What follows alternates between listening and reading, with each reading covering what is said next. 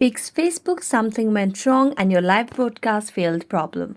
Hello everyone, welcome to this channel. I'm Emily and I'm here to help you out today. So without any delay, let's get started. So first of all, launch the Play Store application and then search for Facebook application on the Play Store search bar just to make sure that you have the latest version of the Play Store application on your device.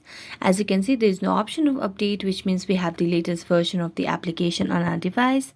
So we're going to go back to the home screen and make a long press on Facebook application and tap on App Info. Now as you tap on App Info, it will lead us to a new page where you'll be able to see the option of clear data at the bottom right corner of the screen. So tap on it and then clear cache.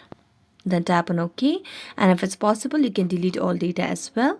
Then go to the app permissions and make sure that you toggle on all the required options over here. After that, go back and log into your Facebook and this might fix your issue. So thank you so much for watching this video. See you next time.